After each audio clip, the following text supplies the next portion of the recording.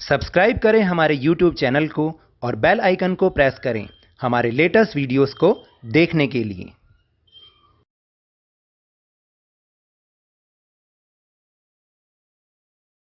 Hello and welcome to Lavneesh Sir की class. This is Directorate of Education GNCT of Delhi's worksheet number 4, and it is only for class 7 student. It has taken from the subject mathematics. Today we will discuss the topic representative value bar graph in this worksheet.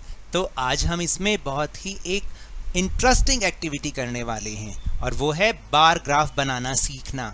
यानी जो हमारे facts हैं, जो भी हमारे पास data हैं, उनसे हमें बार ग्राफ कैसे बनाना है ये हम बनाना सीखेंगे और हम किसी भी डाटा का बार ग्राफ बना सकते हैं। तो यहाँ तो बहुत छोटे से शुरू से इजी से शुरू किया गया है, आप फिर किसी भी डाटा का बार ग्राफ बना सकते हैं। तो today we learn how to represent data in pictorial form like bar graph, pictograph, etc. So now let's start and understand with me. Ready? Okay. Class teacher Mr. R.K. Jain of class 7 finds that the number of students who completed the worksheet in each day of week. जो class teacher है mister are के Jain 7th class के, वो जो है उन्होंने एक data collect किया कि वीक के कौन कौन से डेज पर कितने कितने स्टूडेंट्स अपनी वर्कशीट को कंप्लीट करके भेजते हैं। तो उन्होंने पहले तो एक टेबल बनाई। टेबल किस तरीके से बनाई? पहले डेज लिख दिए और फिर Monday, Tuesday, Wednesday, Thursday, Friday, Saturday, इस तरीके से उन्होंने ये कर लिया। तो ये देखिए इस तरीके से, और उन्होंने फिर ये डाटा कलेक्ट किया कि मंडे को तो 34 स्टूडेंट्स ने वर्कशीट भेजी, ट्यूसडे को 28, वेडनेसडे को 45, थर्सडे को 48, फ्राइडे को 39 एंड सैटरडे को 35 स्टूडेंट्स ने अपनी अपनी वर्कशीट भेजी। तो अब इसका हमें ग्राफ बनाना है, बार ग्राफ, और उसके स्टेप्स भी बहुत सिंपल हैं। Steps for making bar graph, क्या क्या स्टेप्स हैं? First step is collect your data, वो हमने यहाँ पर कलेक्ट कर लिया। Draw X axis and Y axis, तो यहाँ पर आप देखिए यहाँ पर एक्स एक्सिस बना रखा है। ये जो स्लीपिंग लाइन होती है, ये जो नीचे स्लीपिंग लाइन होती है, इसको हम एक्स एक्सिस बना लेते हैं, और जो स्टैंडिंग लाइन है इसको हम वाई एक्सिस बना लेते हैं। अब हमें क्या करना है, जो डेज हैं उसको तो हम एक्स एक्सिस पर लिखेंगे, Monday, Tuesday, Wednesday, Thursday, Friday, Saturday, और नंबर ऑफ स्टूडेंट हम वाई एक्सिस पे लिखेंगे। तो सबसे पहले आप ये देख लिया कीजिए हमेशा कि इसमें सबसे ज़्यादा नंबर कौन सा है। जैसे इसमें सबसे ज़्यादा नंबर है 48, तो 48 के बाद हम ग्राफ को 50 तक भी बना सकते हैं, 60 तक भी बना सकते हैं, हमारी मर्जी है, ताकि ग्राफ देखने में अच्छा लगे। और कहीं ऐसा भी ना हो कि 100 का बना दो तो वो ग्राफ से बाहर ही चला जाए, ऐसे नहीं होना चाहिए। ठीक है, अभी 48 है तो यहाँ पर 70 तक बना रखा है, नो प्रॉब्लम। तो सब यहाँ पर हमेशा ही हम इस कॉर्नर पर 0 लिखते हैं। क्या लिखते हैं? 0। उसके बाद क्योंकि 70 तक बनाना है तो 70 लाइन्स तो बहुत ज़्यादा होती हैं, तो हम 10-10 के डिफरेंस पर अपने नंबर्स को लिख देते हैं। 10, 20, 30, 40, 50, 60 एंड 70। अब आप देखिए कि मंडे को कितने स्टूडेंट्स ने अपनी वर्कशीट कंप्लीट करके भेजी थी? 34। तो 34 करने के लिए आप देखिए हम 10 तक पहुँचे, फिर हम 20 तक पहुँचे और 30 तक। 30 के बाद ग्राफ में 4 स्मॉल लाइंस जो हैं, छोटी लाइंस हैं, उनको आपने काउंट करना है, 1, 2, 3 एंड 4, और यहाँ पर एक डॉट लगा देना। ये 34 का बार ग्राफ बन जाएगा। तो मंडे को 34 स्टूडेंट्स ने अपना जो है वर्कशीट भेजी, और इस तरीके से हम उसे बार ग्राफ के थ्रू शो कर सकते हैं। इसी तरीके से ट्यूसडे को कितने बच्चों ने भेजी थी? 28। तो 28 के लिए 2 तो मेन लाइंस 10 और 20 की, और 8 लाइंस आप स्मॉल वाली काउंट करेंगे तो 28 बन जाएगा यहाँ पर 28। ठीक है, फिर इसके बाद वेडनेसडे को 45, तो 45 के लिए फिर वही 40 तक जाना है और 5 लाइंस काउंट करनी है 45। तो ये 45 का बार ग्राफ वेडनेसडे का। थर्सडे का 48, तो 40 के बाद 8 स्मॉल लाइंस, क्योंकि हर एक के बीच में 10 छोटी छोटी लाइनें। अगर आप ग्राफ पर देखेंगे ध्यान से तो ऐसा ही होता है, इसलिए ग्राफ को यूज़ किया जाता है क्योंकि उसमें एग्जैक्टली ग्राफ बनता है। किसी हम पिक्चर पे भी बना सकते थे, खाली पेज पे भी बना सकते थे, लेकिन ऐसा नहीं, ग्राफ को हमेशा ग्राफ पेपर पर ही बनाना चाहिए। उसके बाद है फ्राइडे को 39, तो हमने 39 का बार ग्राफ बना दिया यहाँ पर, और इसी तरह सैटरडे को 35 तो 35 का। इस तरीके से हम बार ग्राफ बनाते हैं, है ना इजी।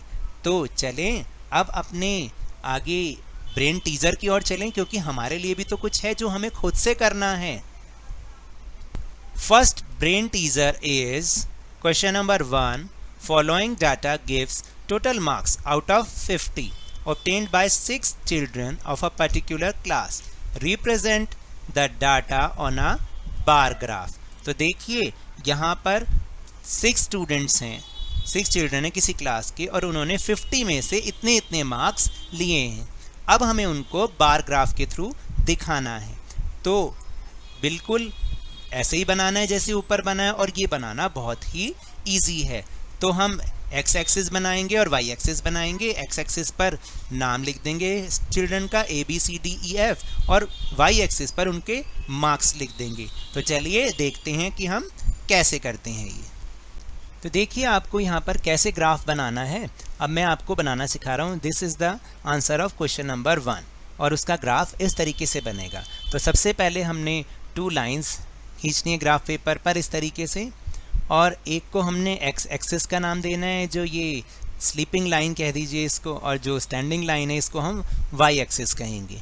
और इसमें हम जो वाई एक्सिस है इस पर हम मार्क्स लिखेंगे बच्चों के, स्टूडेंट्स के, और जो एक्स एक्सिस है उस पर हम स्टूडेंट के नाम लिखेंगे। तो ये नाम हो गए और वो उनके मार्क्स हो गए। तो देखिए किस तरीके से जो फर्स्ट ए स्टूडेंट है उसको मिले हैं 25 मार्क्स। तो 25 किस तरीके से दिखाने हैं, 10, 20 और इनके बीच की लाइन 25। मैंने यहाँ पर 50, क्योंकि आउट ऑफ 50 सबको मार्क्स मिले हैं तो इसलिए 50 तक मार्क्स मैंने डाल दिए हैं। 50 तक पूरे तो नहीं लिख सकते, इसलिए हम 10-10 के डिफरेंस पर लिखते हैं ताकि ग्राफ हमारे पेपर में ही आ जाए इस तरीके से। तो ए को मिले थे 25 मार्क्स, इस तरीके से 25 पर एक डॉट डालो और इस तरीके से उसकी बार बना दो।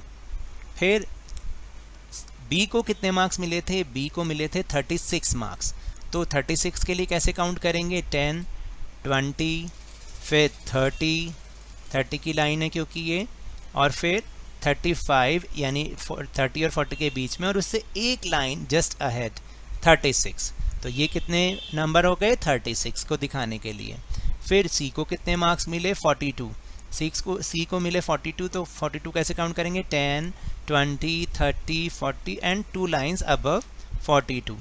इसी तरह से डी को कितने मार्क्स मिले, डी को मिले हैं 29 मार्क्स।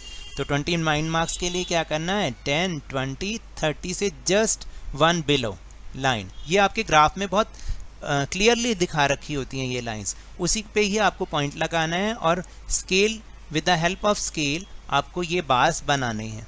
फिर ई को मिले थे 39, इस तरीके से दिखाए, और एफ को मिले हैं 45, जो इनके बीच की लाइन है, ये दिस इज़ 45। तो हमने इस तरीके से ग्राफ बना दिया। This is the answer of question number 1 और this is the graph of question number 1। फिर उसके बाद सेकेंड क्वेश्चन ब्रेन टीजर का है, 200 students of 6th 7th classes were asked to name their favorite color so as to decide upon what should be the color of their school building। यानी 6th और 7th class की कम से कम 200 student से ये पूछा गया कि उनका फेवरेट कलर कौन सा है, ताकि उसी कलर को हम स्कूल बिल्डिंग का कलर करवाया जा सके, हम करवा सके। The results are shown, the following table represent the given data on a bar graph। तो बिल्कुल इसी तरीके से टेबल फिर दोबारा से बनाई हुई है कि पहले तो हमें कलर लिख दिए कि इतने, ये 5 कलर बच्चों ने बोले, red, brown, blue, black and pink. और कितने कितने स्टूडेंट्स ने कौन सा कलर बोला, तो 43 स्टूडेंट्स ने रेड कलर बोला, 55 स्टूडेंट्स ने ब्राउन कलर, 19 स्टूडेंट्स ने ब्लू, 49 स्टूडेंट्स ने ब्लैक और 34 स्टूडेंट्स ने पिंक। और अब हमें इसको बार ग्राफ के थ्रू दिखाना है, दिखा सकते हैं ना। तो चलिए मेरे साथ उसको समझने की एक बार ट्राई तो करें। So now the answer number second is, इसमें भी ऐसा ही ग्राफ बनेगा। आपको 2 लाइंस ड्रॉ करनी है, एक एक्स एक्सिस और एक वाई एक्सिस, और ग्राफ पर बहुत स्केल की हेल्प से ही कीजिएगा, बिल्कुल सीधी सीधी लाइंस। जो हमने एक्स एक्सिस पर लिखना है वो हमने कलर्स लिखना है, यानी कितने स्टूडेंट्स ने कौन कौन सा कलर बताया था, और वाई एक्सिस पर हमने नंबर ऑफ स्टूडेंट लिखना है, यानी कितने बच्चों ने कौन सा कलर बताया था। तो इस तरीके से, और हमने 10-10 के डिफरेंस पर यहाँ पे नंबर लिखना है। तो हमेशा की तरह ये देखिएगा कि मैक्सिमम नंबर क्या है, मैक्सिमम से थोड़ा सा ऊपर ही हम ग्राफ को रखते हैं, और इस तरीके से हम ग्राफ के नंबर्स डिसाइड करते हैं। तो 55 इज़ द मैक्सिमम नंबर, तो हमने 60 तक इसको बना लिया है। तो आप देखेंगे, सबसे पहले हमने देखा कि रेड कलर की डिमांड कितने स्टूडेंट्स ने की थी, बताइए 43। तो 43 देखने के लिए 10, 20, 30, 40 एंड 43, यहाँ पर 3 लाइंस और काउंट करेंगे 40 के बाद, तो ये बन गया हमारा 43 का बार ग्राफ, यानी 43 स्टूडेंट्स ने रेड कलर की डिमांड की थी। उसके बाद ब्राउन कलर कितने स्टूडेंट्स ने पसंद किया था, कितने स्टूडेंट्स ने लाइक किया था कि बिल्डिंग का कलर ब्राउन होना चाहिए, 55। तो 55 के लिए 10, 20, 30, 40, 50 एंड 5 लाइंस और काउंट करेंगे 55। तो ये बन गया 55 का बार ग्राफ। उसके बाद ब्लू कलर को कितने स्टूडेंट्स ने लाइक किया था, 19 के लिए आपने 10 करना है, और 20 से जस्ट एक लाइन पीछे बैक रिवर्स की तरफ आपको 19 मिल जाएगा। उसके बाद ब्लैक कलर की डिमांड कितने बच्चों ने की थी, वो की थी 49 स्टूडेंट्स ने। तो 10, 20, 30, 40, 50 से एक लाइन नीचे, ये बन गया 49 का ग्राफ। और पिंक कलर को कितने बच्चों ने डिमांड किया था, वो किया था 39 स्टूडेंट्स, 34 स्टूडेंट्स ने। तो वो हुआ 10, 20, 30 एंड 4 और काउंट कर लीजिए, यहाँ पे 34 आ जाएगा, और इस तरीके से आपने इसका बार ग्राफ बनाना है। So now that's all for this worksheet. अगर मेरे इस तरह समझाने से आपको थोड़ा सा भी समझ में आया हो तो इस चैनल को आप ज़्यादा से ज़्यादा सब्सक्राइब कीजिए, लाइक कीजिए और बहुत ही ज़्यादा शेयर कीजिए, और मेरे साथ खेल खेल में इसी तरह वर्कशीट को समझते रहिए, लेकिन ध्यान और मन लगाकर ज़रूर पढ़ते रहिए। Thank you very much.